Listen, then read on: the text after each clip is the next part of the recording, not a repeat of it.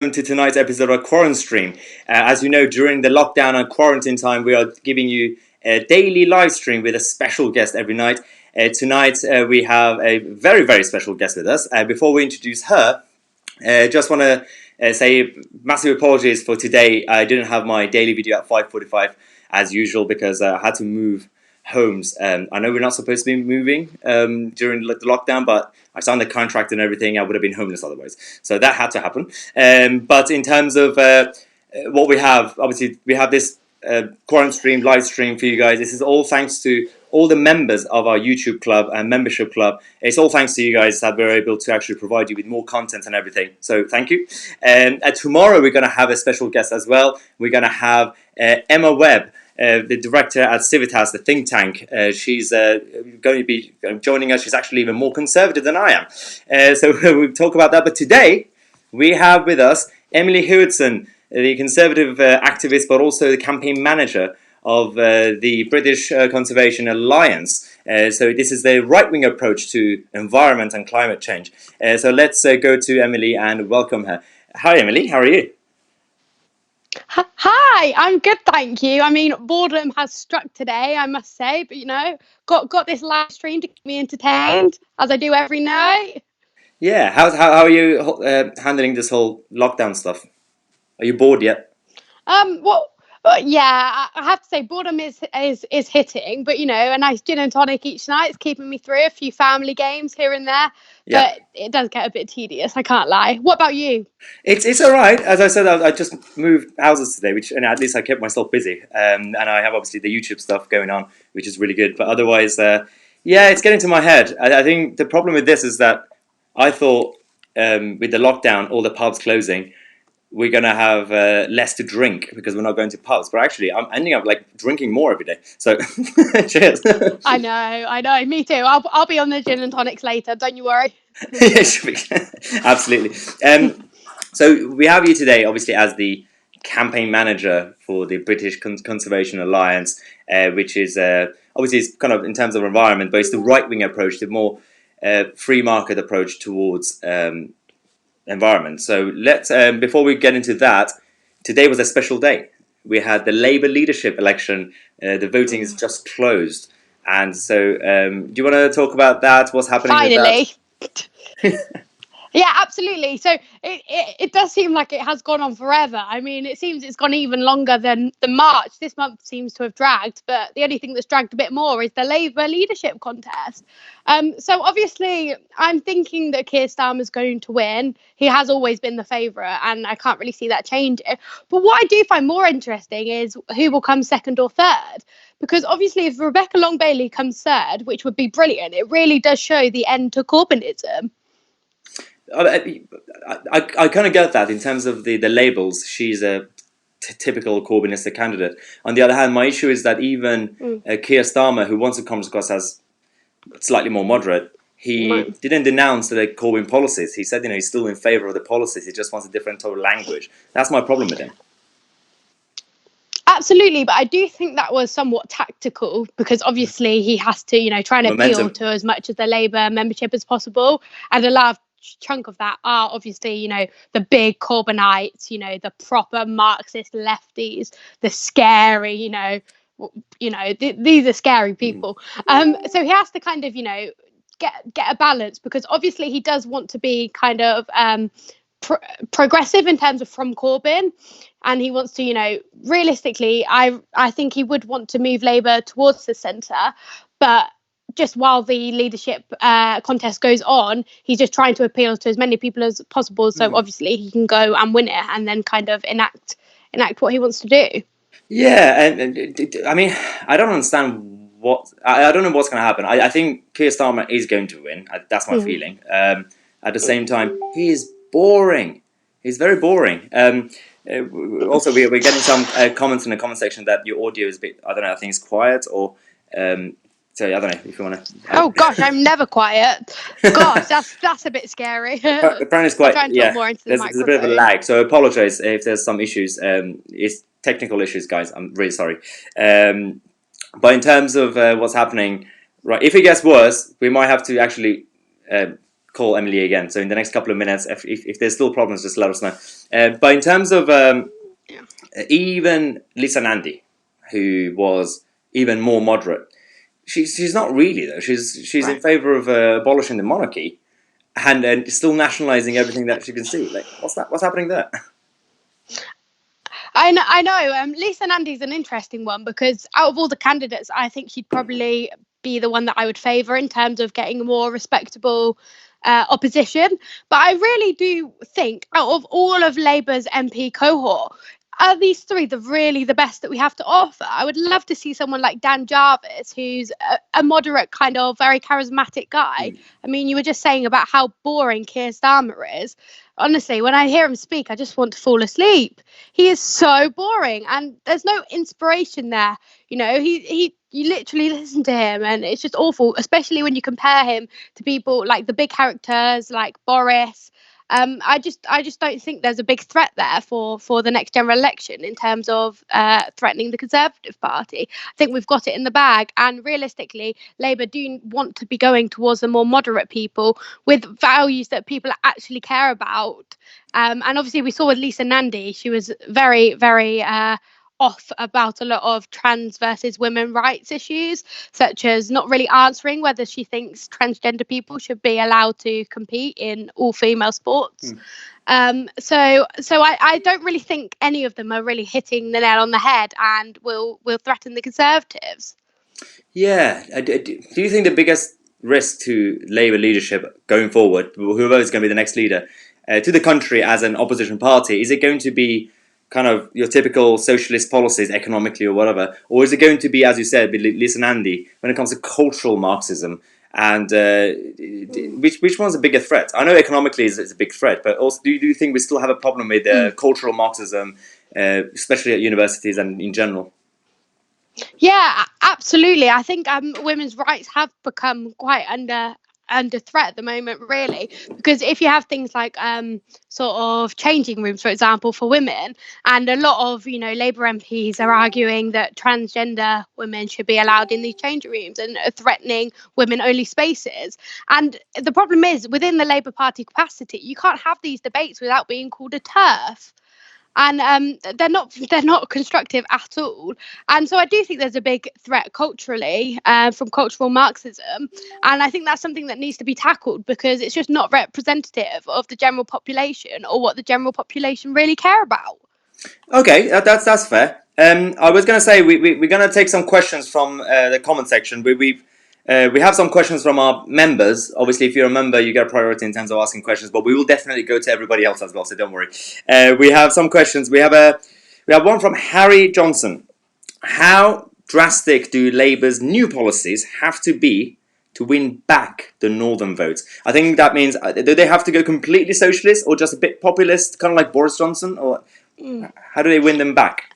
Well, I think it's quite hard actually because Boris Johnson has gone much towards the centre ground really, and has been tackling a lot of the issues that northern voters, cared about. Hence why he won. And obviously, one of the big ones was Brexit.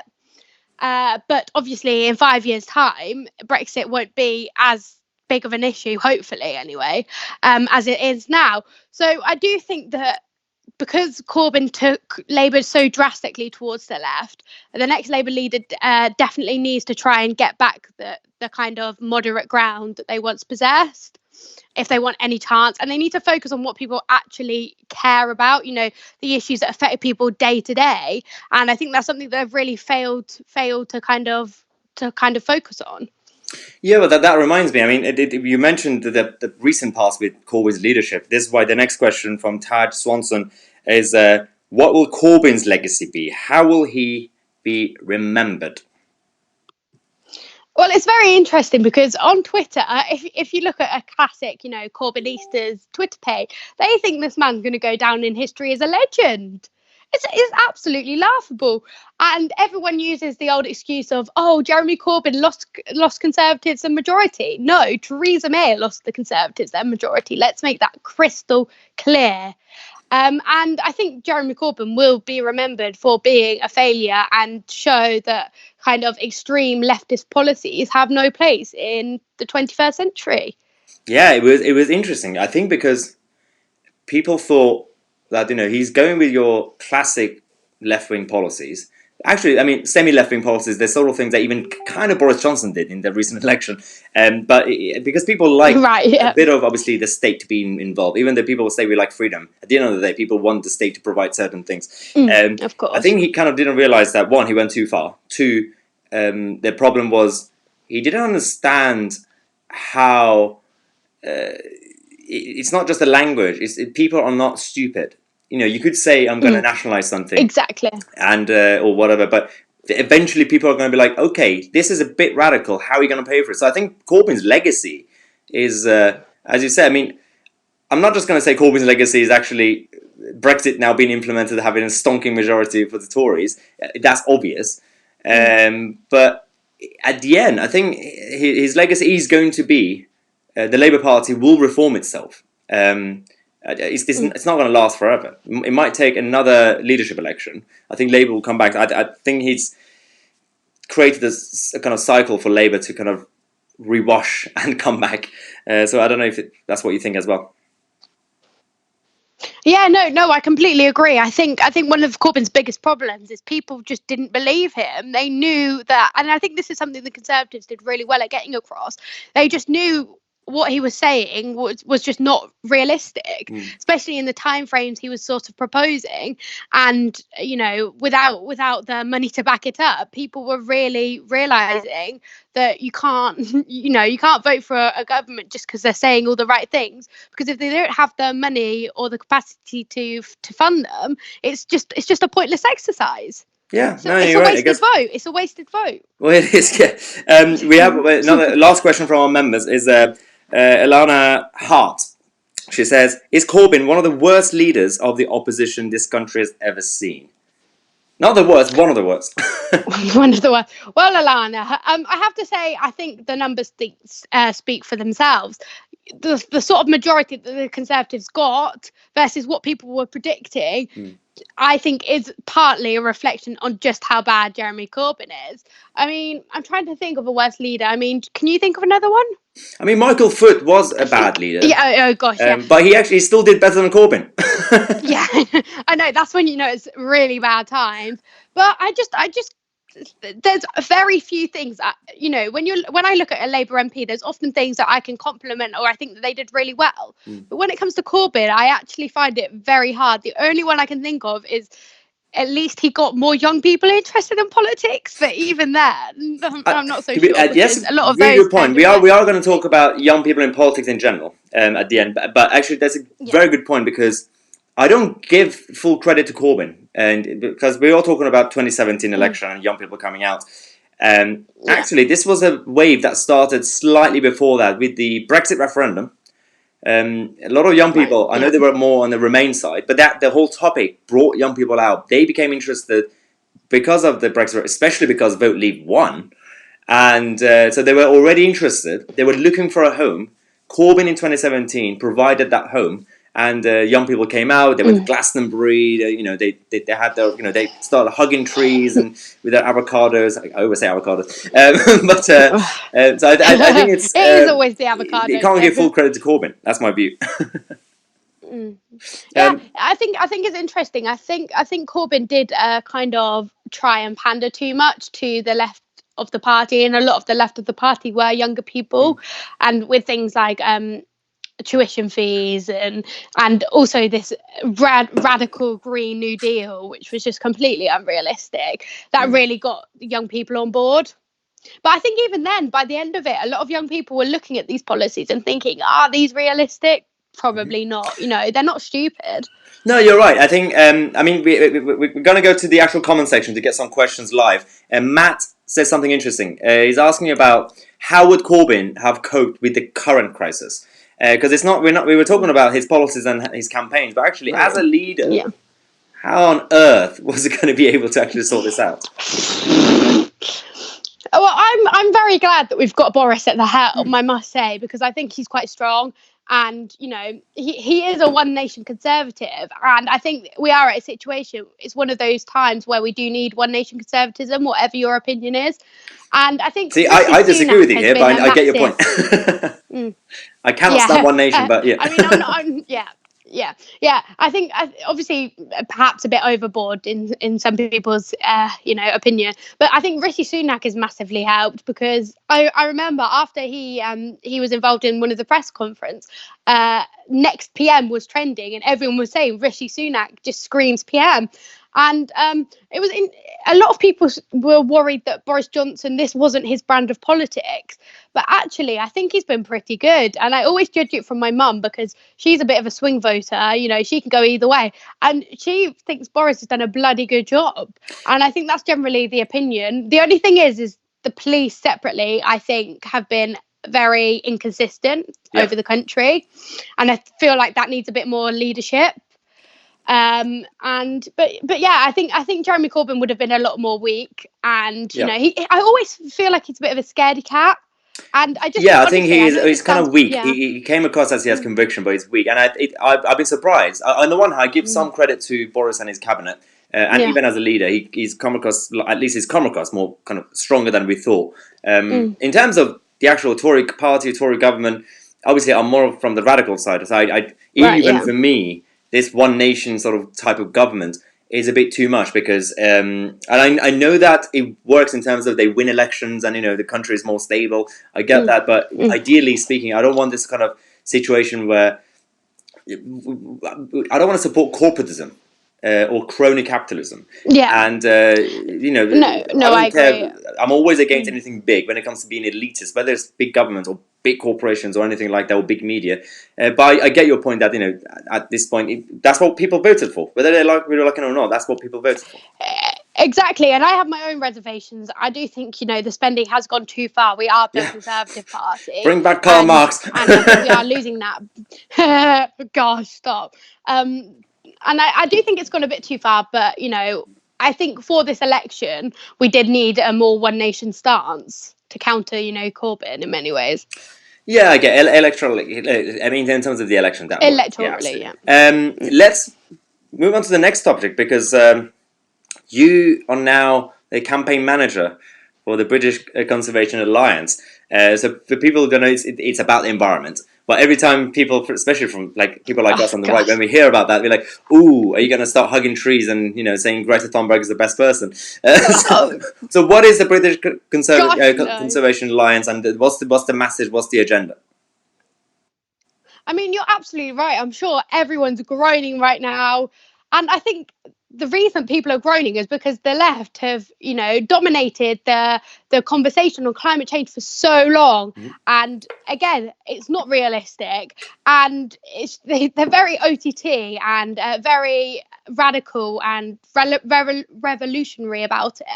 And I think if you ask any young people what they most care about, nearly always in their top three is the environment. And I just think that the left have dominated this topic for so long that we need a more pragmatic, realistic, free market-based solution approach to the topic.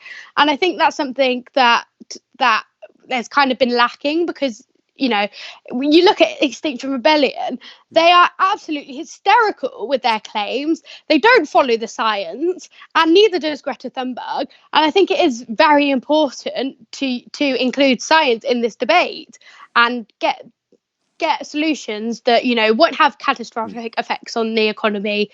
And I think it's just about changing the image of the climate change fight, because for so long, like you said, it's about tree huggers. And honestly, I can't stand it either. And no one at the British Conservation Alliance can. And it really is ruining the debate on climate change and making people, fight back.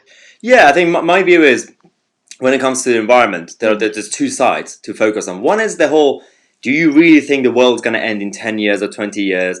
And the way the kind of the CO2 emissions are going, which I believe, no, calm down.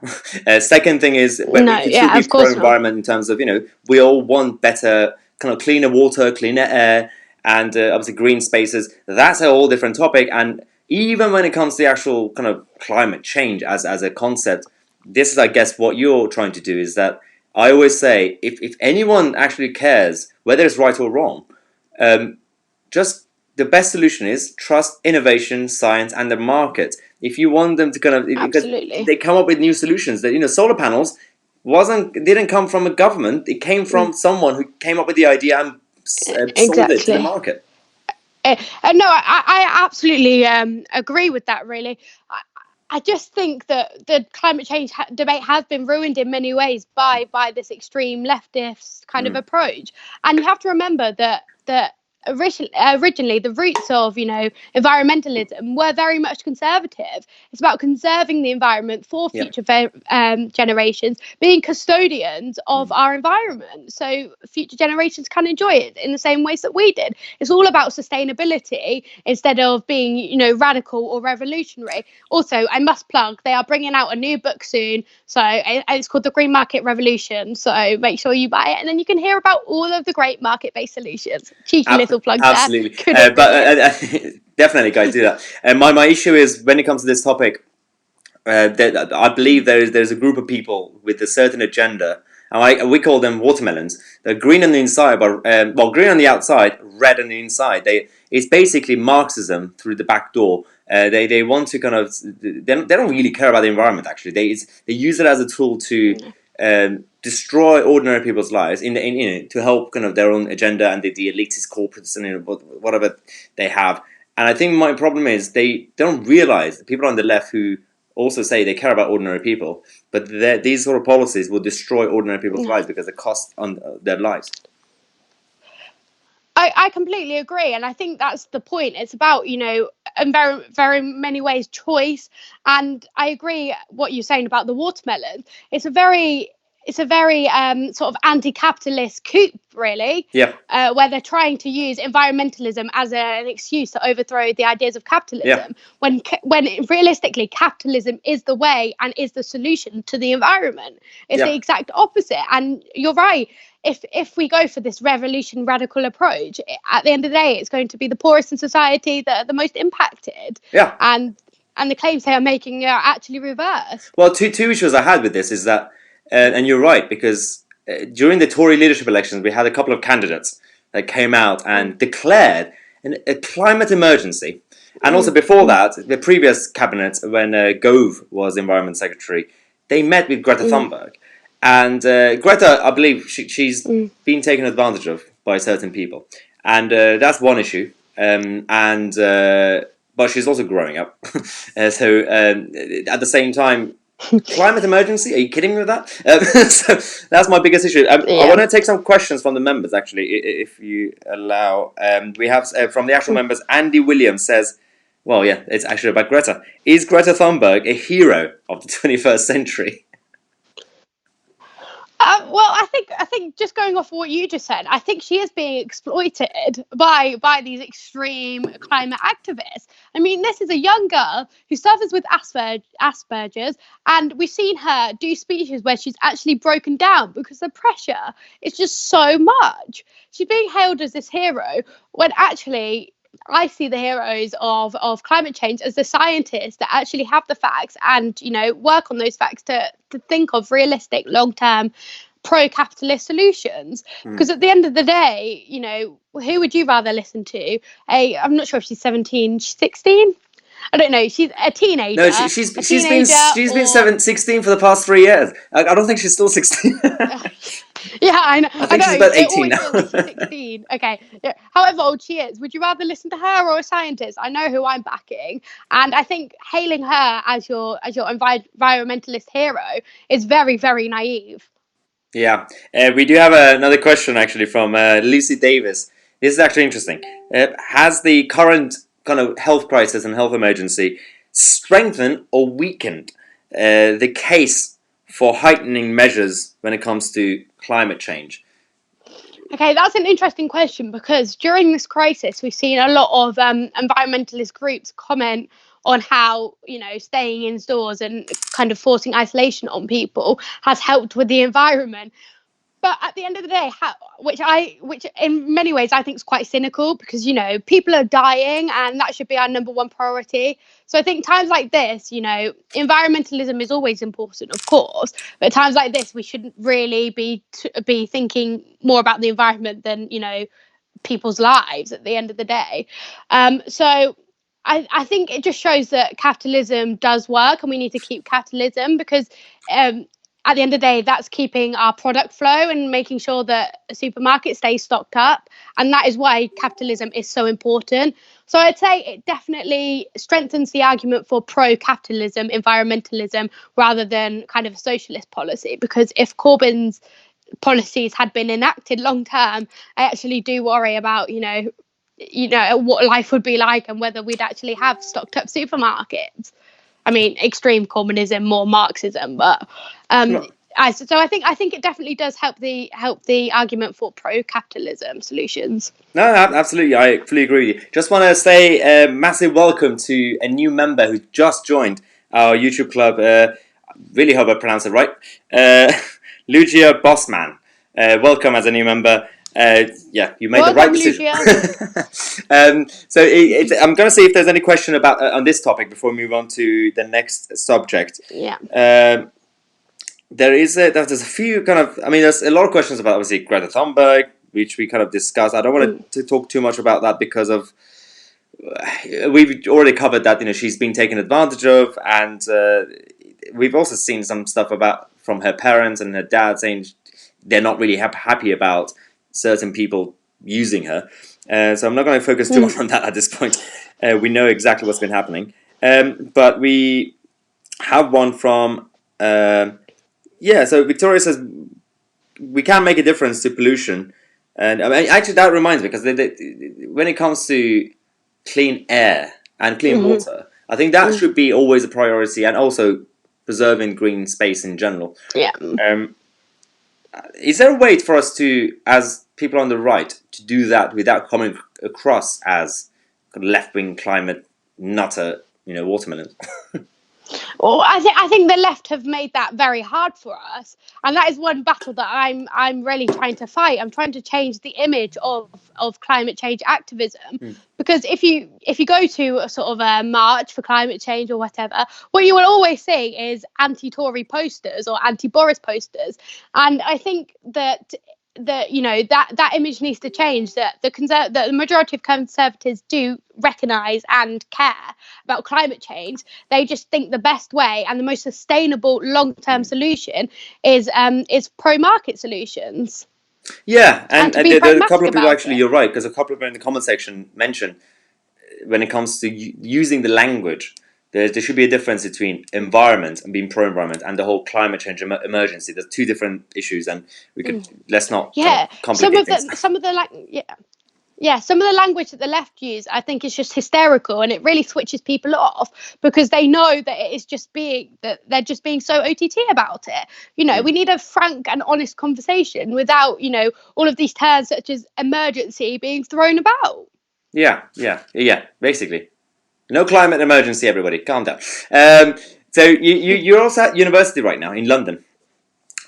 We talked about the whole Labour leadership stuff and young people in general.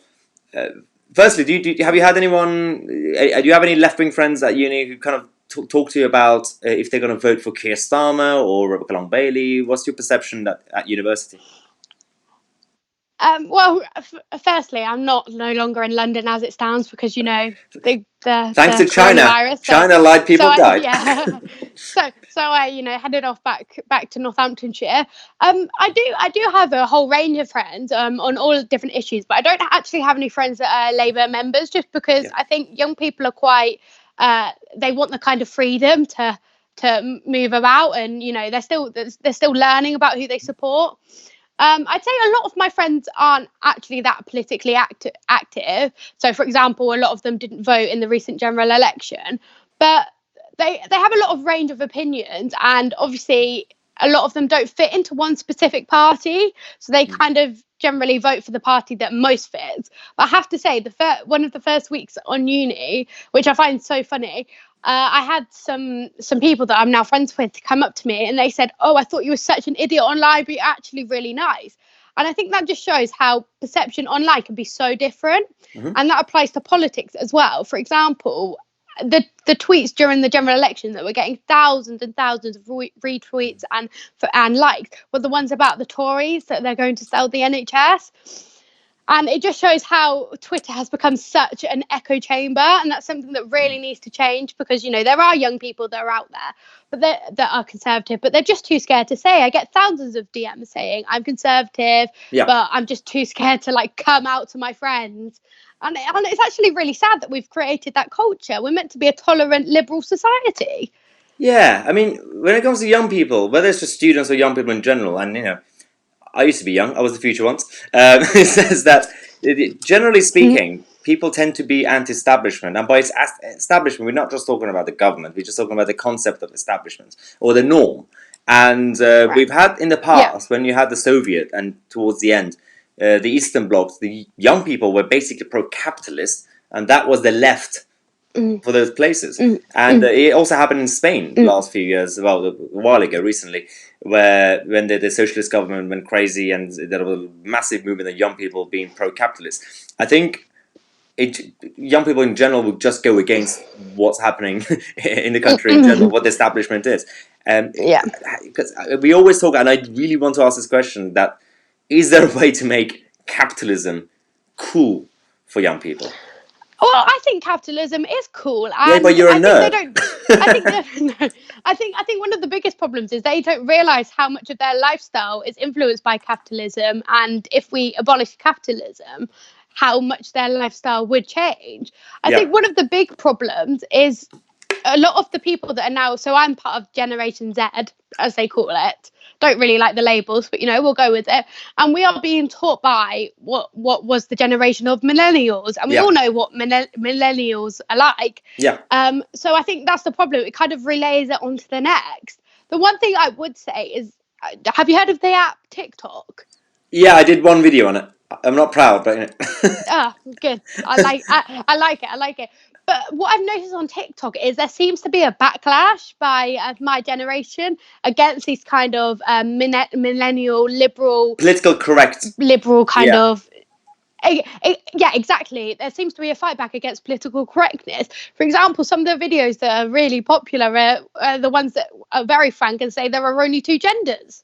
I mean, you'd never see that on Twitter without the person being attacked relentlessly. So I think we are starting to see a kind of a new wave of people that are, against this political correctness, gone mad society, and reap the benefits of capitalism. No, you're right. That's why, I mean, we just had someone in the comment section, Kit Kat Vlogs, love the username, by the way. He said, hi, Maya, I'm under 18 and proudly conservative.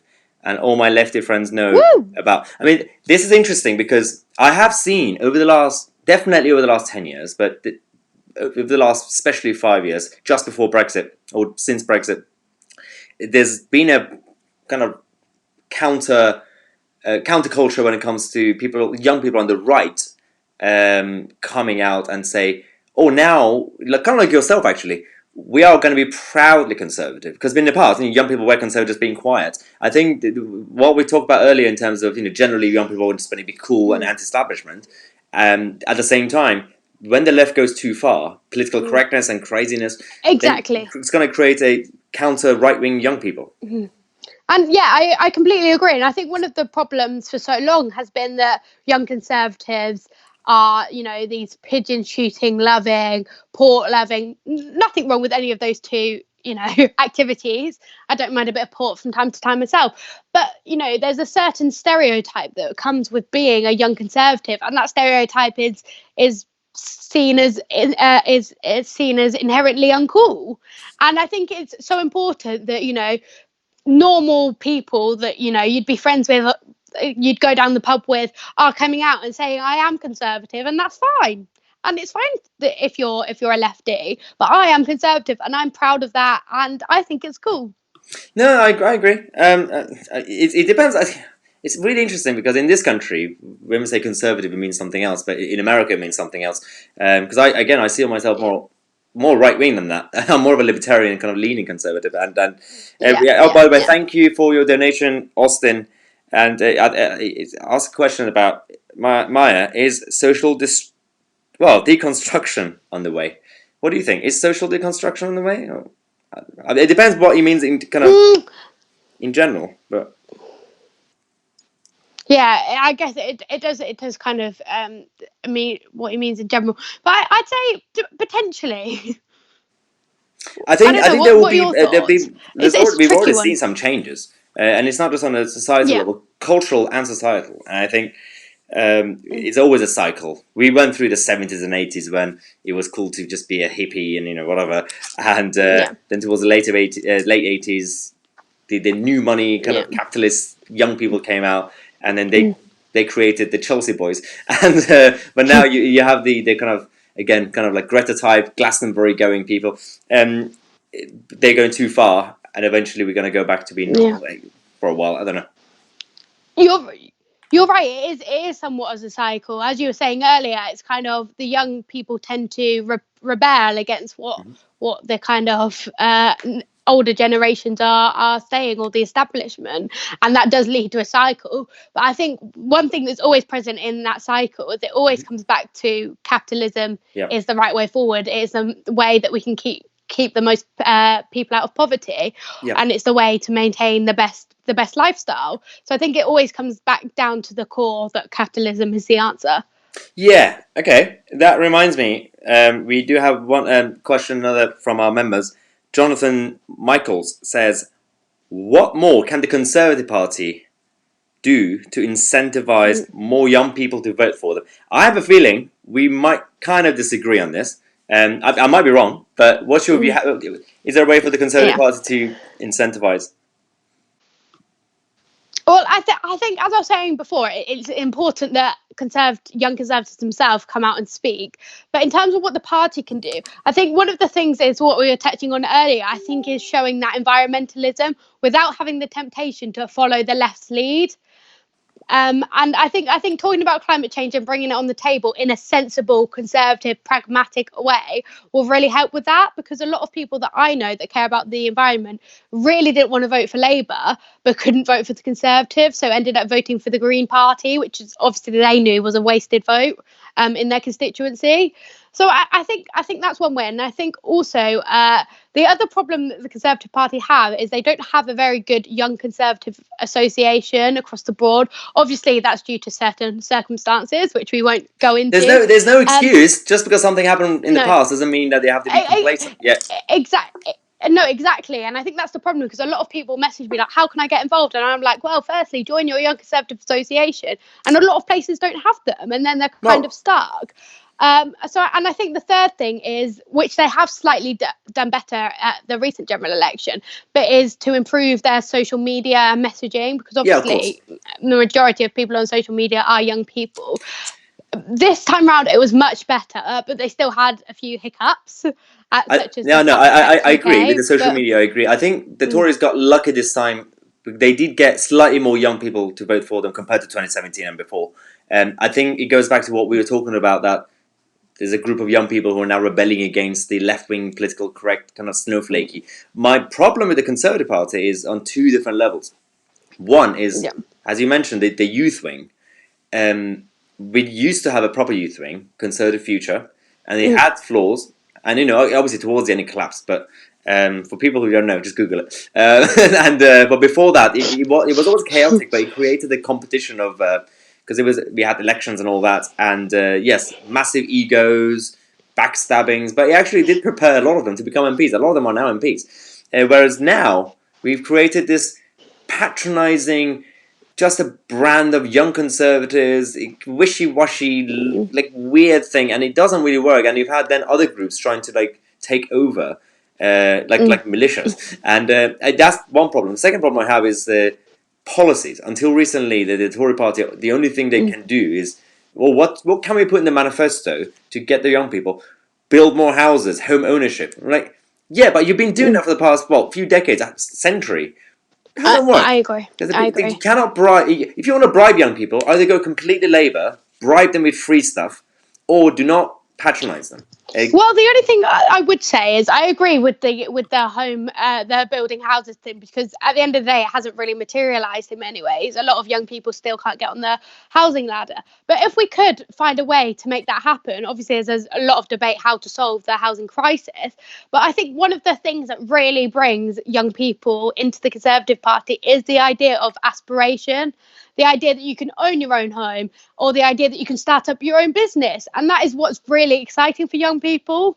And I think if we can kind of build on that a bit more, then that would be really good. No, yeah, you're right. I mean, again, I criticise the approach that the Tories had. I fully agree that home ownership definitely helps. I mean, at least for the party, for them, the more people that own their homes, kind of what happened in the 80s with Thatcher, the more they become conservative. They have families, they have a home and all that. It's just that do not patronise young people. That's the problem. And but we'll see how it goes, because they have to come up with something. Stop being so out of touch. They are becoming a lot better than before, but that's the situation we have. Yeah, but still some way to go. Yeah, exactly. And there's another question that we just had about young people, especially on the left, is from Lilia Jenkins. Thank you for your question, Lilia. The 21st century has seen the rise of snowflakes. Why are people so easily offended in today's society, and what are the major contributors for this? Well, I think one of the big problems is that a lot of people are being taught by millennials, and millennials have got this massive cancel culture, kind of ban everything mentality. Yeah. And the good thing about that is because they're trying to cancel everything and they've gone so far that my generation is starting to rebel against that, and that is one positive because they've gone so extreme. Yep. I think one of the problems is as society gets more diverse, you get more people who want kind of their finger in the pie. But that's just taken so extreme. So for example, with like transgender, I respect transgender rights. I respect the transgender community. But this idea that there's however many genders that you want to be, a lot of people are starting to look at that and think this is just madness. Yeah. How can this be true? But I think one of the problems is that at university, for example, a lot of the lecturers and during school, a lot of the teachers currently are millennials, and they're passing on this idea. And also the problem is a lot of these institutions have certain rules because of the political correctness that they have to follow. So it's kind of just, in this regeneration and recycling of these ideas, and they're just getting more and more extreme. But we are starting to see a backlash, which is, a bit of hope. It is an interesting topic because we're talking about, obviously, young people becoming kind of sensitive when it comes to speech and free speech. And interestingly, that wasn't always the case with young people, because I think my philosophy and my view always has been that the roles of left and right reversed over the last century or so, because there was a time when it was the left that was more truly progressive, not in the same like progressive, but as in they were more in terms of being more advanced, pro-free trade, free market, old classical liberals, and it was the right that was more protectionist. There was a time when the right, in the name of church, they were basically against free speech. You had blasphemy laws and everything else, and it was the left, they were like, no, I want free speech. Now it's reversed, and it's the right that's kind of more, is it pro-market, pro-free trade, and pro-free speech.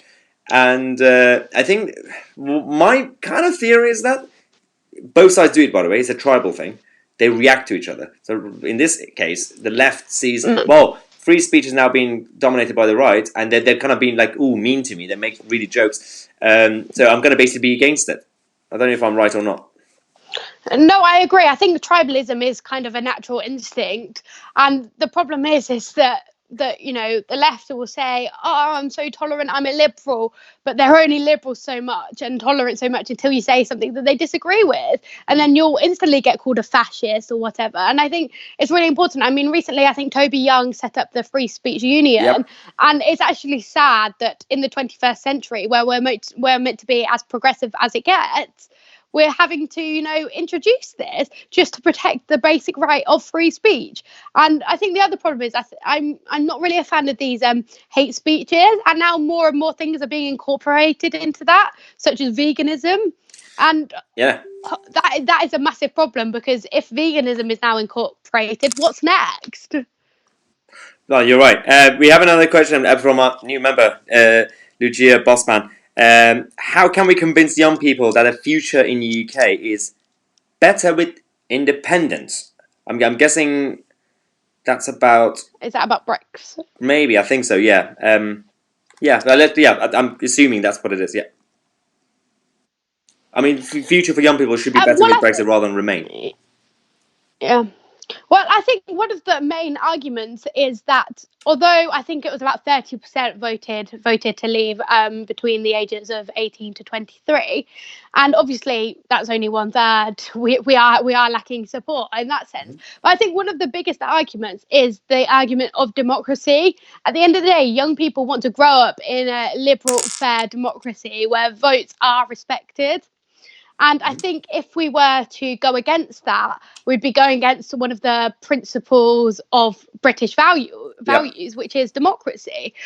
So I think that is a massive argument. I think the other thing is that it's quite interesting actually because young people are more likely to take risks, but with this, they're a bit scared of change.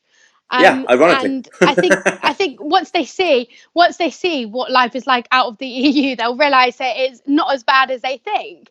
And the other thing I'd say is a lot of Remainers were seen to be liberals, but actually I don't think they were that liberal at all, because when it came to things such as immigration, obviously being in the EU gave a priority to people who live in the European Union, and I believe in equality of opportunity, and that is obviously a fundamental principle of liberalism. So I think it will make a fairer immigration system where everyone has the same chance to move Yeah. here.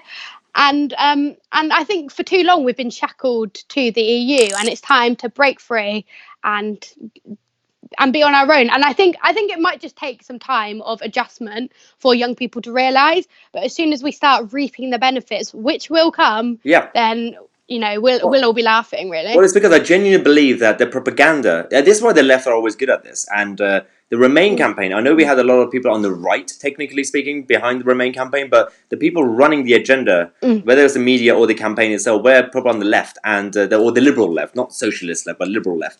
And they had a different agenda. They want actually deep down what they were defending was the kind of crony capitalist European Union.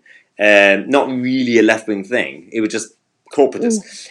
But they told their young people to vote when they voted for Remain that it's more about the whole family, it's a cultural thing. Let's all be friends with each other. Again, hug a tree. That's one issue, and this is why it goes back to a couple of people on the comment section. They're talking about. So we have 69 missed one says propaganda and bias being taught in our school. Propaganda and bias being taught in our schools and universities. We're going to talk about this when it comes to academia in a second. And also, Fallon says, how do you see the current 5-year-olds now when they become voters in about 15 years' time? So let's talk about the academia first. Yeah, I've got actually a very interesting story on this, which just kind of hits home about how bad the bias can be. So when I was in secondary school, I had an English lesson, and it was right after the 2014 EU elections. And, went to my English lesson expecting to learn about Great Expectations or something. Instead, my English teacher stood there and she showed us UKIP. She was in an absolute frenzy. Everyone wasn't too sure why. She showed UKIP's political broadcast. And she said, I cannot believe that this country have voted for a racist party. It is disgusting. I'm so ashamed, blah, blah, blah. And she was like, I can't believe that Labour didn't win. She then showed us Labour's political broadcast and said, like, these people just want to help others. Instead, we've got a racist party, blah, blah, blah, blah, blah. And honestly, I was absolutely shocked. And at the time, I wasn't as politically engaged as I am now. I was only 14. But I really wish I could have stood up and actually said, what you are doing is completely wrong.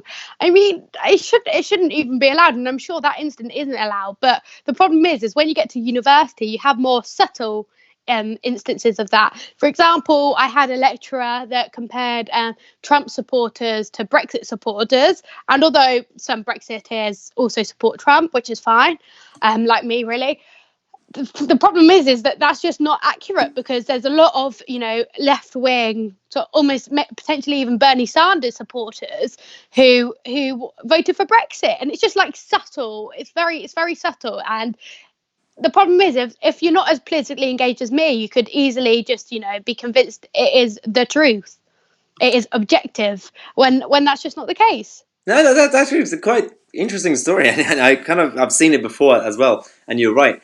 Actually, that also, and different note. Margaret says I'm on Stella as well. Good choice. It's not really much. I usually prefer Peroni, but tonight we have Stella. Also, we want to say massive thank you to Robbie for your donation. Thank you so much for supporting the channel. Let's take some questions live on this topic before we finish the show. I think we had one from Tim. Oh, there we go.